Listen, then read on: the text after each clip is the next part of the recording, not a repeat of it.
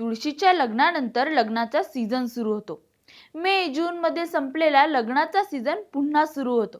घराघरात तुळशीचं लग्न झालं की मग बाकीची लग्न लागायला सुरुवात होते.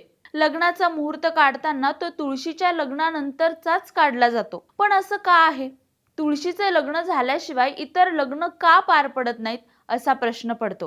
ज्याबद्दल सांगायचं झालं तर आषाढी एकादशी नंतर 4 महिन्यांच्या कालावधीसाठी पृथ्वीचे पालन करते असणारे भगवान विष्णू झोपी जातात. या 4 महिन्यांच्या कालावधीला आपण चातुर्मास म्हणून ओळखतो. पण याच चातुर्मासात भगवान विष्णू निद्राधीन असल्याने कोणतेही शुभ कार्य, खास करून लग्न सोहळे करू नयेत असं सांगितलं जातं. तर भगवान विष्णू 4 महिन्यांच्या निद्रेनंतर जेव्हा पुन्हा सृष्टीचा कारभार हातात घेतात तेव्हापासून शुभ कार्यांना सुरुवात केली जाते. तर भगवान विष्णूंची हीच 4 महिन्यांची निद्रा देव उठणी एकादशीला पूर्ण होते व याच देव उठणी एकादशी पासून तुळशीच्या लग्नाला प्रारंभ होतो.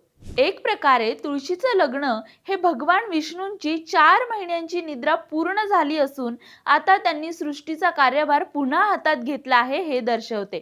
ज्यातून चातुर्मासात वर्ज्य असणारे सर्व शुभ कार्य व लग्न सोहळे करण्यास काहीही हरकत नाही असा संदेश मिळतो. म्हणूनच तुळशीच्या लग्नानंतर इतर लग्नांना सुरुवात होते.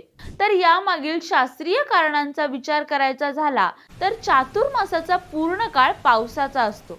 त्यामुळे वातावरण प्रदूषित झालेले असते. शिवाय संसर्गजन्य आजारांमध्ये सुद्धा मोठी वाढ झालेली असते.